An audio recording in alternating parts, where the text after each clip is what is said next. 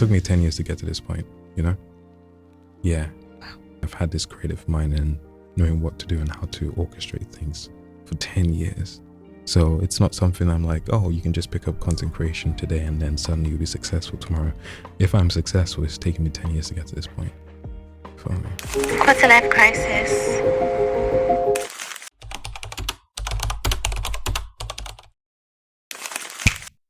It's not my video, sorry.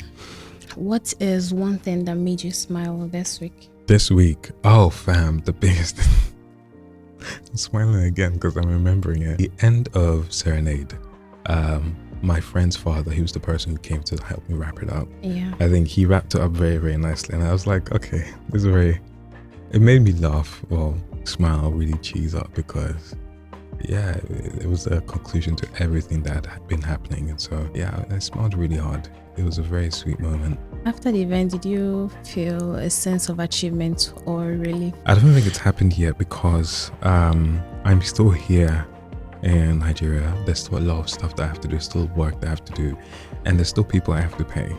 The vendors, the venue, a whole lot of stuff that still needs to come out of my bank account. And so there was a little brief moment of elation. Oh, things have gone well, this is perfect. And I slept and I woke up and I started getting like messages like, yo, so when are you gonna paint? Balance. Yes. And so it's like, okay, I haven't fully rested in everything that I came here to do yet. This content creation stuff that we're doing for this week coming forward is also kind of fun, but it's somewhat work. I haven't been able to, I want to get everything done and then get back home, rest for a little bit and be like, oh yeah, What a fun time. yeah. And I'm sure I will definitely enjoy it by the time I leave.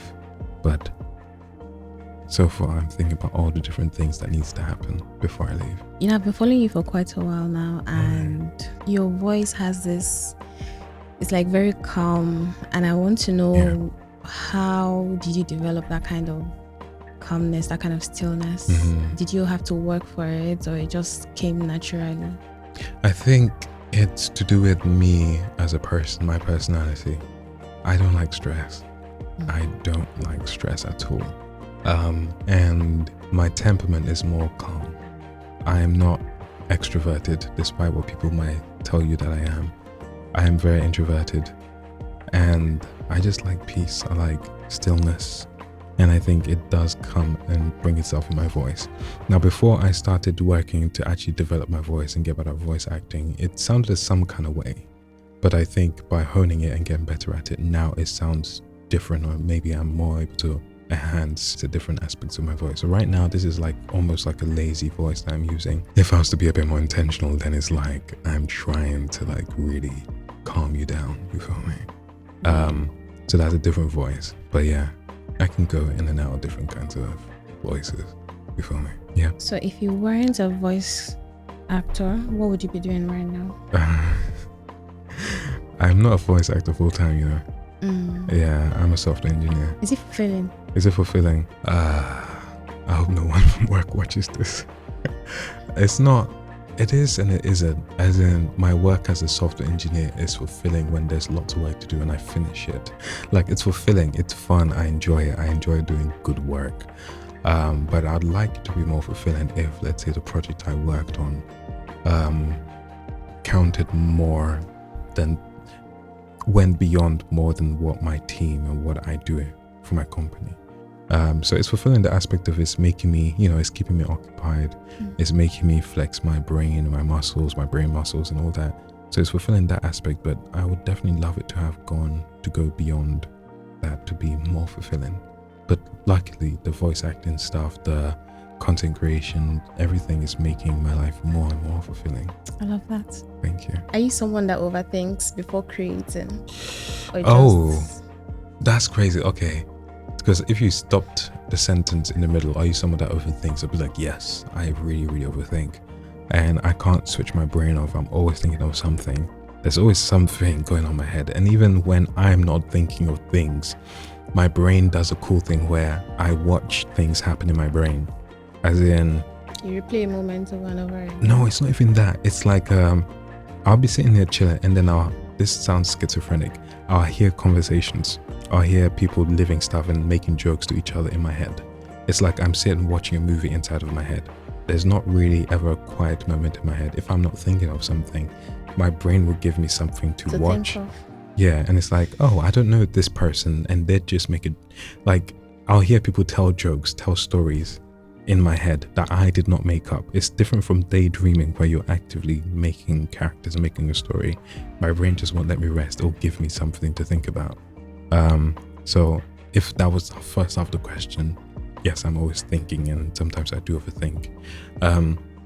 But about the creation stuff, no, I don't think I overthink it. I think that I think just the right amount of thinking. Because there does take quite a bit of effort and craft into what I do. Like, you saw me go up and tweak the curtain back there before we start filming, because it just looked weird. But I like how everything I do, there's a craft in all of it. So I think the most appropriate amount for everything that I do when it comes to creativity, but all other aspects, life, relationships, friendships, I do spend a lot of time thinking. What was the last thing you spent overthinking on? What was the last thing that was like plaguing your mind that you spent many hours overthinking about? Scripting this video. Oh, really? Yeah. Oh, damn. Did I put pressure on you or something? No. Oh, you put pressure on yourself? Yes. Making it perfect. Yes, because it naturally comes easily. My brain is like a radio. I'm a creative in the general sense, but before I became a content creator, I was actually a tailor. All right. So when I say my brain is like a radio, when I was a tailor, it was tuned into sewing. I see styles, I imagine cotton sewing, but then when I moved away from the lens of tailoring, sewing and everything, and I moved into content creation. So my brain was tuned into it. So my brain is tuned into quarter-life crisis, but then I kept overthinking this particular episode, and I shouldn't have, because it has become easy for me so far. Yeah, fair enough. So, Fair enough. I'll make it as interactive as I can. You kind of approach like, I've got these questions for you. It's going to be an interview, but I'm like, okay, fair. Let's banter. Let's gist, as you Nigerians say. We can make a back and forth conversation. Yeah, I'd love that. So I do understand the plight of the recently, how do you say it? Someone who just started making content recently. I don't understand, especially in this landscape. There's a lot of things you have to consider to make sure things go well. You have such a short period of time to capture people's attention, to also make things go right. But so long as you're making, I think you're going to be improving yourself towards that kind of goal of being a creator. You feel me? It took me 10 years to get to this point, Yeah. I started creating officially on any kind of platform in 2015. My first avenue of creating was art. I used to draw. Then I picked up a camera because I wanted to take pictures so I can draw the pictures. And then I had the camera, and then I could press the button on the camera to take videos, and so videography came into the picture. And then once videography came in, I started making videos about my creative process, and then people were like, oh, you've got a nice voice. And then that's when the voice acting aspect came into being. And so I've been creating, and I've had this creative mind and knowing what to do and how to orchestrate things for 10 years. So it's not something I'm like, oh, you can just pick up content creation today and then suddenly you'll be successful tomorrow. If I'm successful, it's taken me 10 years to get to this point. For me. What? Oh, this is also not to be discouraging, I beg. No, like it is always, he said, just I took a moment to like sink it in. Yeah, it takes 10 years. But so long as you keep doing it, keep creating, you'll hone yourself to have a better grasp of everything that you're doing. I actually do feel like I'm better than before, because I remember when I started creating, I actually wanted to start with YouTube first. Yes. Didn't work out. But YouTube is hard. YouTube, I think, is the hardest social media to master, and the hardest platform to create for. Is hard. My friend Noma knows, she's here looking at me. It's hard. YouTube is very, very, very hard. You put your stuff there and people will almost have to search for you. Someone searched for me today and I was like, why am I not coming up? I had to search for me like 3 times before I finally appeared. Yeah, it's tough. YouTube is not the same place as it used to be 10 years ago. but it's probably the most rewarding platforms, I think. No, it doesn't have to be. It doesn't have to be. The other platforms, social media, TikTok, Instagram can be a lot more rewarding if you are able to play the game right. No one doesn't agree. No, okay, think about it this way. YouTube is the most rewarding in terms of how. My friend Noma, being assistant producer in the background, thinks YouTube is the most rewarding because of money. When it pays, yes, it will pay. Fair enough, right? Very fair enough. But at the same time, brand deals, that's what's gonna actually really pay you. You feel me? And if you're able to be marketed in front of Instagram, TikTok, then you get your money.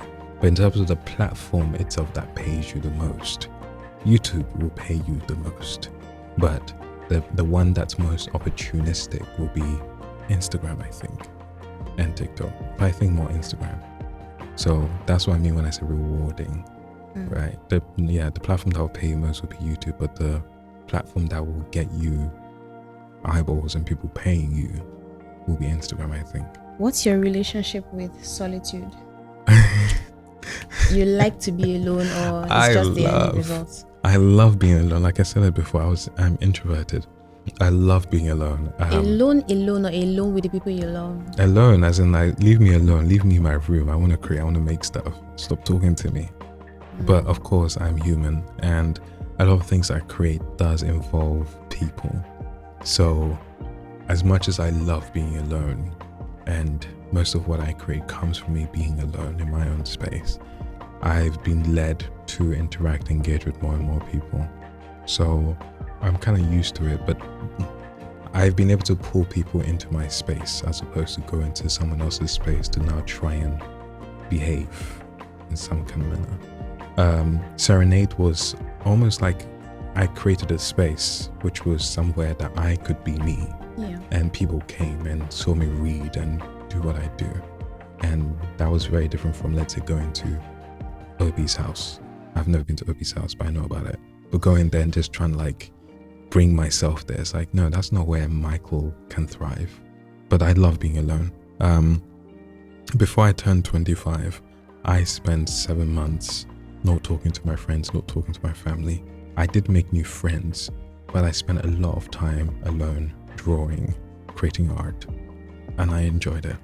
Listening to music, just creating by myself, that's something I love, honestly. And at some point in time, I'm going to have a wife, children, responsibilities, things that take that solitude away from me. So I do want to enjoy it while it lasts. Do you want to get married?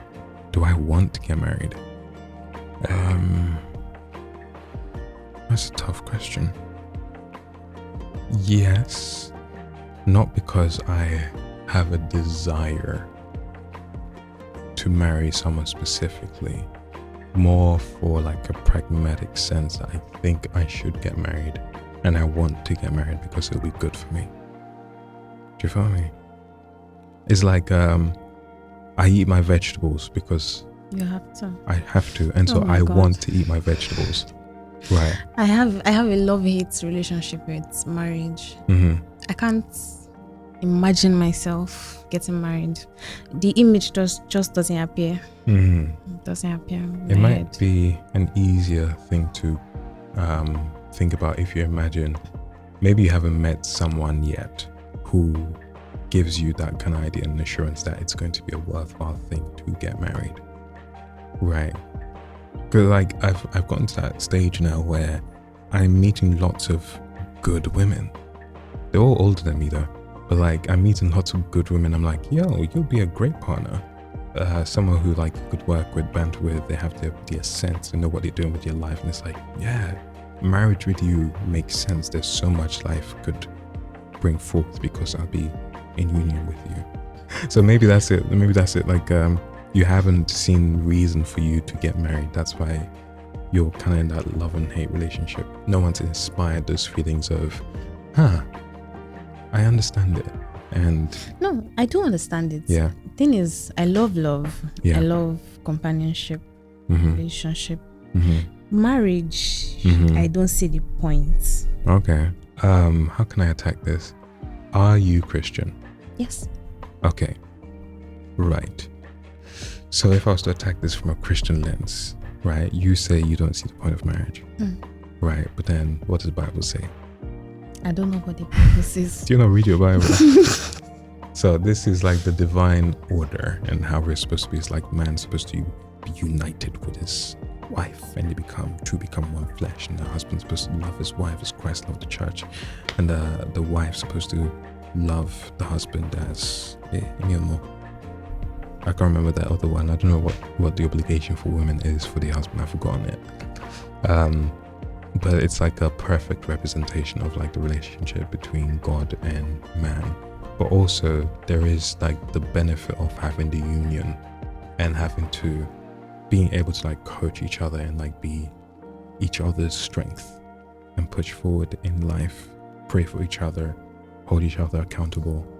I say there's like a very pragmatic aspect to marriage. Let me try and make the difference between companionship and marriage. I'd say like maybe marriage socially, legally is a very binding thing. It's a very, very strong thing. Then you're just with someone and you've been with that person for ages.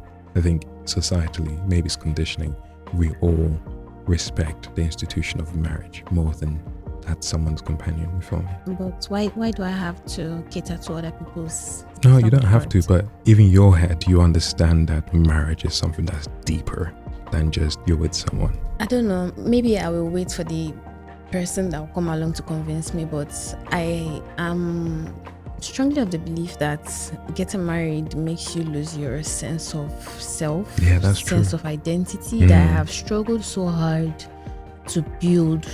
And then someone comes along and just because you want to marry me, I won't fight you on that. I do agree with that. Join and I lose my identity as Yemi. I become mommy, yeah, dollar mommy. Yeah. No. I won't fight you on that. That's true. And I say sometimes to people like the best engineer is not necessarily the best father. And the best artist is not necessarily the best husband. You feel me? You can be in your craft so much that you become so good at that one thing, but it does not mean that you will be a functioning father or a functioning husband, right? But it doesn't also mean that being the best musician or the best artist is something that you as a human being are supposed to do. I wouldn't say one is better than the other. I'd say for now, where I am in my life, either or is valuable. We need people to be innovators and go into space and bring humanity forward, right? Or push humanity further in the future. And we also need people to cater to the next generation to make sure our kids are properly raised up. They don't have any kind of weird traumatic upbringing that makes them terrible human beings. You follow me? So we need people to be pioneers, and those are the people who are the best artists, the best musicians, the best scientists, the best da-da-da. But those people aren't necessarily like the best husbands or the best fathers, you know? So it's like, you can be the best Yemi ever, and the best version of you. That's this, that's that, da-da-da-da-da-da-da. But if you then want to transition to taking care of a kid properly, maybe the best Yemi will have to compromise itself to become the best mother for that child. Yeah, but I'm not gonna argue. I do think you have to sacrifice a part of yourself for the betterment of your children and your family and your husband and then your great grandkids and your wider family. But we need that kind of service, I think. Otherwise, humanity will be full of all these people with generational trauma and what am I doing? Yeah. Mm-hmm. What is a small routine or habit that you do that makes you feel like you? That makes me feel like me. Yeah. Very, very simple, but gym. I really like the gym. I'm coming to like it more and more and more. And when I go to the gym, there's a very specific exercise that I really love doing. It's like a barbell military press. So you lift up the barbell from whatever height. I don't know why I'm doing this, but it's really loving. I mean, it's a really lovely feeling to be able to like move weight about and feel it get increasingly heavier, but you also get increasingly stronger. And I think even though I haven't fully made this body properly mine, the more I go to the gym, the more I feel like I am me in this body. That's one small routine.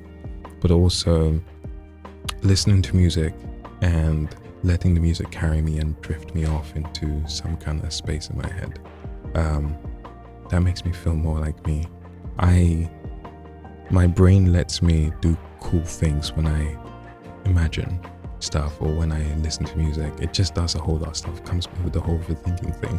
So when I'm listening to something and my brain starts making me imagine things, because I think I have synesthesia. It's like when you see things because of, or your senses are crossed, right? So I have that with sounds, and I see things because of sounds.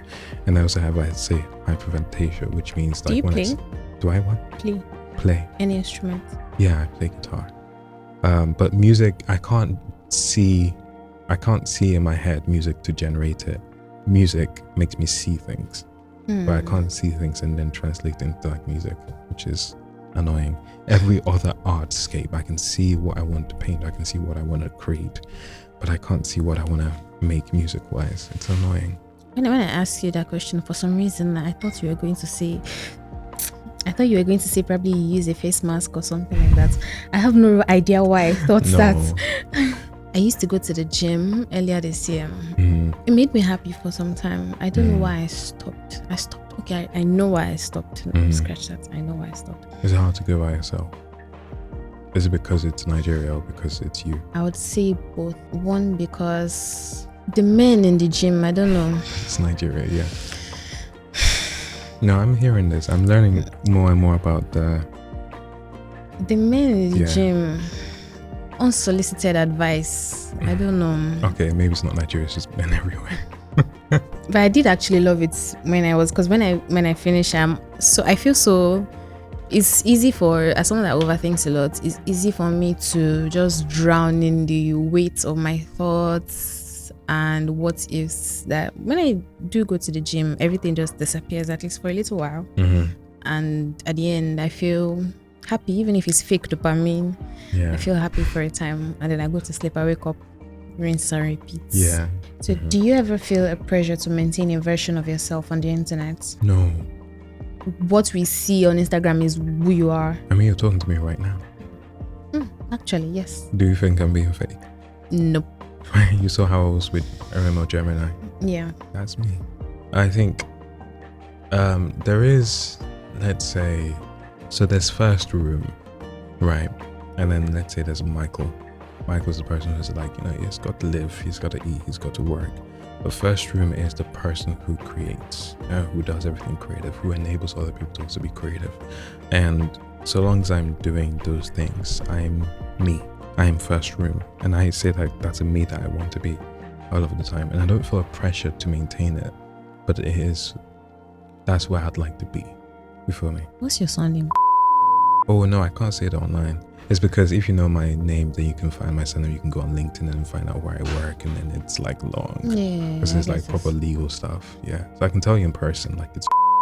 Before I ask this question, I actually do want to know: are you emotionally expressive? Yes, I'm very emotionally expressive. How? Okay, I'll tell you this. Right. So, some people, when they're angry, they shout. Right. They've been emotionally expressive.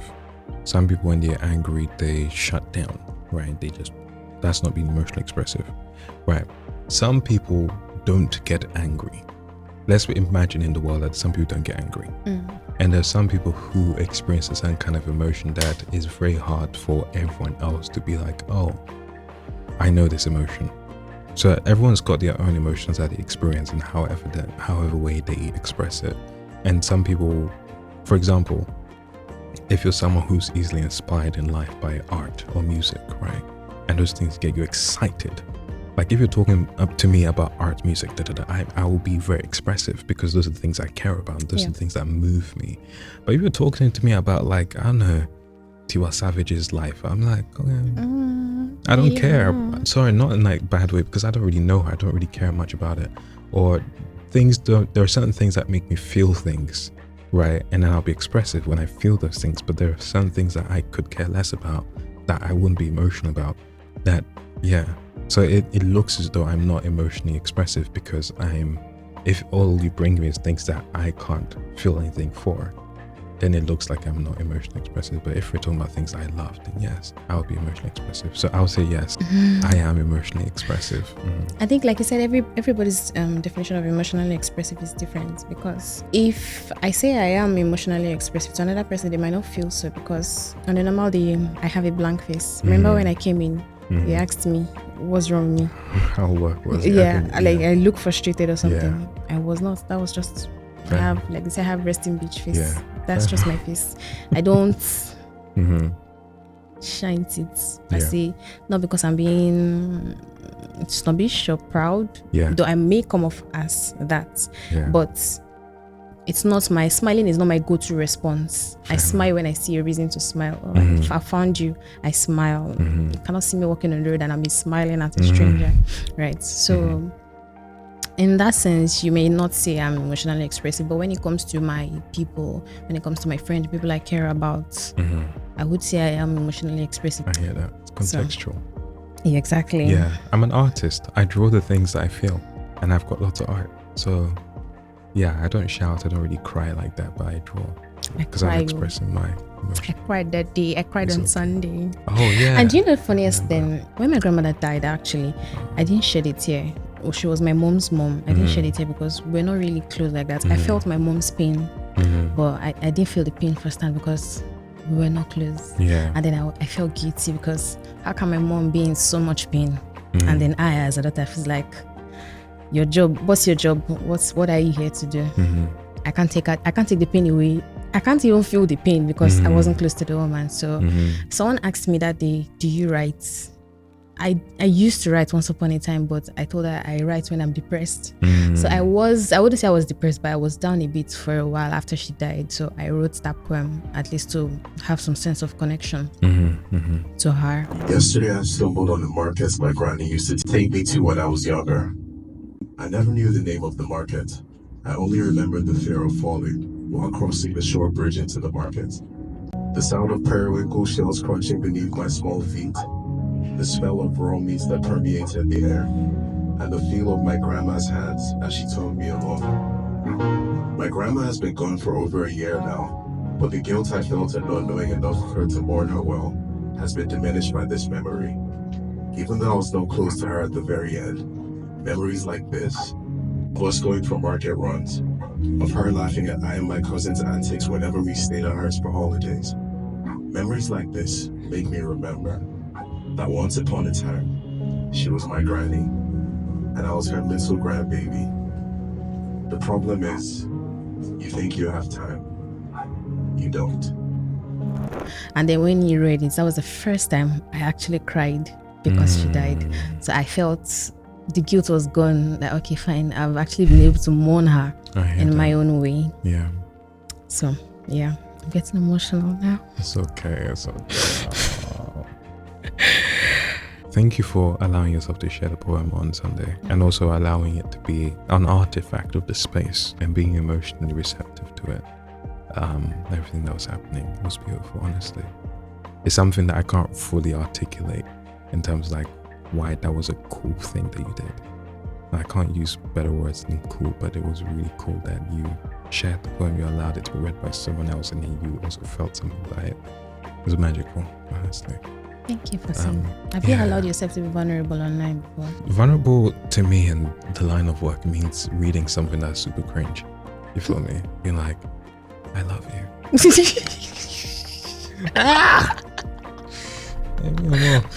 Yeah.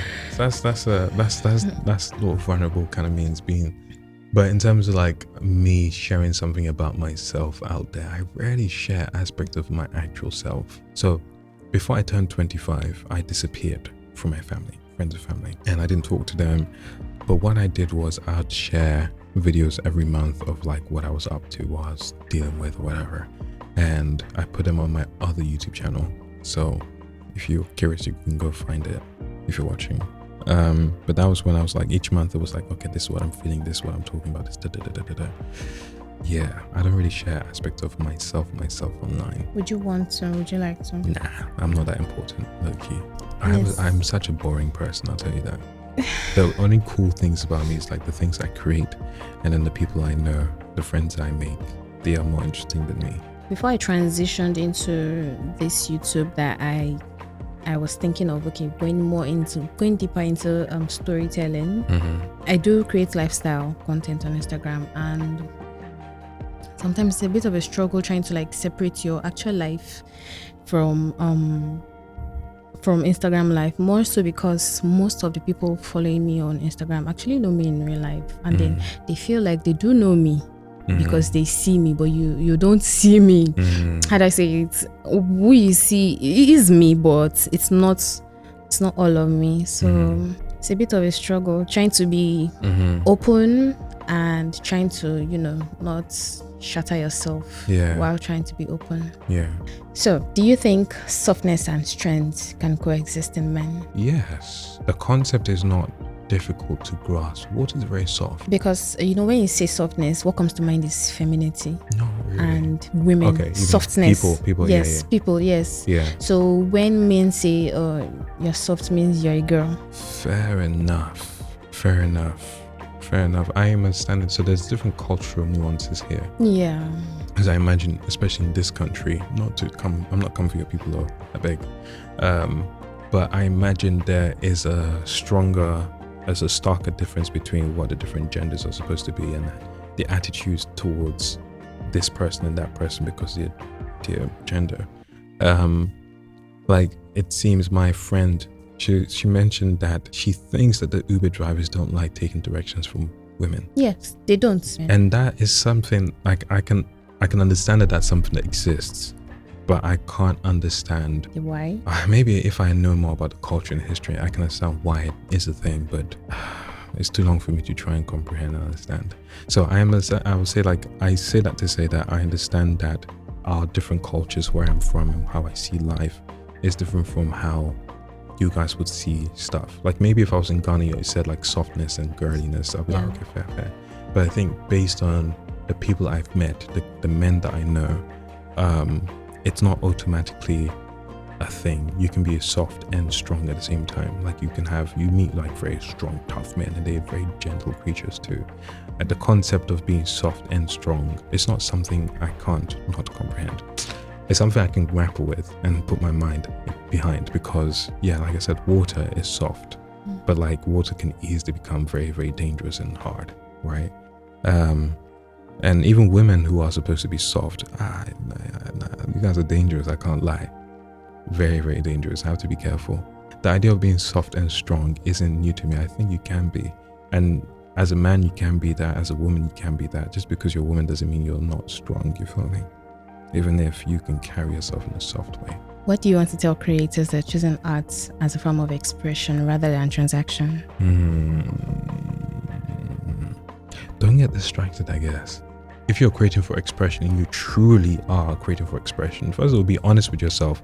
Are you saying I'm only creating to express myself and you actually want fame and you actually want a transactional thing? Because if you're creating from that place where you just love the craft, if you don't see growth, if you don't see people coming to you to ask you to do things for money, it shouldn't affect you. But if you suddenly realize like, oh, you know what, I actually do want to get paid and this is no longer a thing for expression, be honest with yourself. There's beauty in creating to express yourself, and I think you go quite far if you do things for the love of the craft than because there's money attached to it. If you want money from it, it's not a bad thing to want money because of your creativity, fam. It just means you have to change your mindset about it. Your success metrics have to change a little bit. But be honest with yourself. Are you creating because you want money? Or are you creating because you want to express yourself? Do you have a tattoo? Do I have a tattoo? I wish. Nah, I don't have one yet. Are you a tattoo guy? Am I a tattoo guy? Nah. One day maybe. I have ideas of what tattoos I like, but I also don't like the idea of permanence on my body. You feel me? Piercings? Not yet. Want to? Nah. But I'll just never say never. I don't see anything wrong with piercings. I just haven't felt that convicted to get one. What was your first impression of me? As in from social media or from person? Both. First impression of you online. No, start with social media first. Social media first. Versus fit. For the whole serenade thing, what I wanted to do was like go through people who'd left comments about the fact that they were gonna come or they wanted certain people to come. It's like, okay, let me go through, and your name popped up. I was like, you said No, it wasn't Serenade specifically. You wanted to create content with me when I got to Lagos.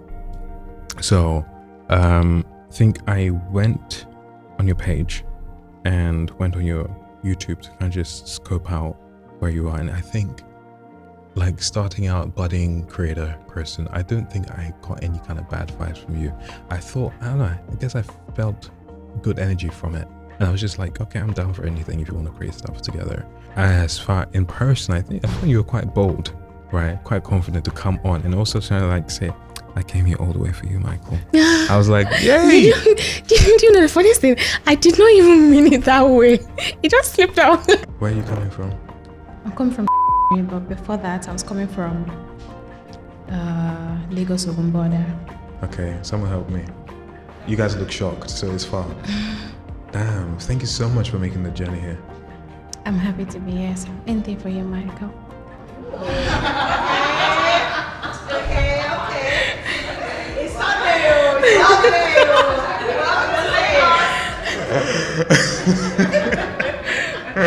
I was not expecting that. Okay, I know what to say. Damn. Right. You said it and you looked me in the eye. You were like, I came here all the way for you, Michael. I think it's like it threw me so off. When I'm talking, I make a lot of eye contact. It's my thing. It threw me thing. off. I do that. I can't do that in person though because there's trouble. I start talking to you like that. You think I'm flirting with you, and then because I can't escape you, now I have to deal with the consequences. But online, I'd be doing that all the time. I'd be looking at the camera and saying all sorts of devious stuff. Yeah, baby. You see? But like in person, I can't do that because there's consequences I have to reckon with. So it threw me. I was like, hey. Yeah, but it was fun. It was fun the fact that you came. So I thought you were quite bold. Also very, your outfit and not outfit, your presentation when you appeared was stark. As in you made a statement with your aesthetics. You feel me? Yeah. Yeah. So it was like, yeah, this is strong. This is a character who's stepped up. It was cool. It was cool. Thank you. That was exactly what I was going for. Yeah. I wanted to make a statement. What was your first impression? Nah, don't answer that question. I don't need it. I was being reciprocal, but I'm not going to put you on the spot. I can answer that. Yeah, online and in person. Online, I admire your work. I like you. your videos. Like I said, I've followed you for I think since 2023. Damn, you're one of the early ones. Yeah. So I do like your work. Yeah. And when I saw you in person, it wasn't quite off. You were pretty much the same person. Yeah. And I really like that. Yeah. So, guys, it's been fun seeing and talking to Yemi. Yemi. Yes, Yemi. You're actually getting the pronunciation right. Yemi. Fair. Thank you very much. Yeah, I've had fun talking to you. Can you say, hi, my name is Michael and welcome to Quarter Life Crisis.